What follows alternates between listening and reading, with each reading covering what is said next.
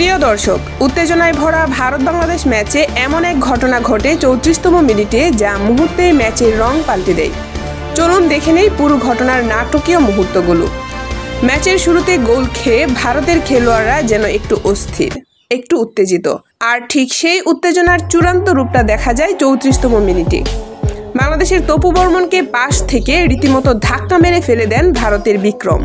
ধাক্কা খেয়ে তপু মাটিতে পড়তেই দুই দলের খেলোয়াড়রা ছুটে আসে ঘটনাস্থলে। মুহূর্তেই পরিস্থিতি এতটাই গরম হয়ে ওঠে যে মাঠে যেন আগুন লেগে যায়। খেলোয়াড়দের সেই ধাক্কাধাক্কি, হাতাহাতি সব মিলিয়ে পুরো স্টেডিয়াম বিদ্যুৎ চমকের মতো গর্জে ওঠে। আরেক ধাপ এগিয়ে ভারতীয় এক ফুটবলার তো সরাসরি মুরসালিনের গলা ধরার চেষ্টা করেন। সেই মুহূর্তটিই ছিল পুরো ম্যাচের সবচেয়ে ভয়াবহ দৃশ্য। ঠিক তখনই সামনে এগিয়ে আসেন বাংলাদেশের সাহসী যোদ্ধা হামজা চৌধুরী। তিনি রীতিমতো সেই ভারতীয় ফুটবলারকে সরিয়ে দেন এবং পুরো পরিস্থিতিকে শান্ত করার চেষ্টা করতে থাকেন।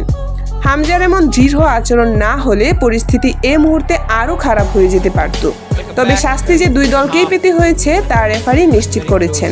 হলুদ কার্ড উঠে যায় তপু বর্মনের দিকেও, আবার ভারতের সেই বিক্রমের দিকেও। যদিও VAR থাকলে সিদ্ধান্তটা হয়তো অন্যরকম হতো, কারণ গলা চেপে ধরার মতো আক্রমণাত্মক আচরণের জন্য লাল কার্ড খুবই স্বাভাবিক ছিল। কিন্তু VAR না থাকায় রেফারি শেষ পর্যন্ত সমান সমান বিচারেই বিষয়টা মিটিয়ে দেন। আর দর্শকদের উত্তেজনা, গ্যালারি তখন সত্যিই আগ্নেয়গিরির মতো। তপুকে ধাক্কা দেওয়া এবং মুরসালিনের মাথায় আঘাতের চেষ্টা, এসব দেখেই সমর্থকেরা রীতিমতো ক্ষোভে ফেটে পড়েন। প্রিয় দর্শক, আপনারা যারা ম্যাচটা দেখেছেন, বলুন তো ভারতের এই আচরণ কি লাল কার্ড পাওয়ার যোগ্য ছিল না? কমেন্ট বক্সে জানিয়ে দিন আপনার মতামত। আর ভিডিওটি ভালো লাগলে লাইক ও সাবস্ক্রাইব করতে ভুলবেন না।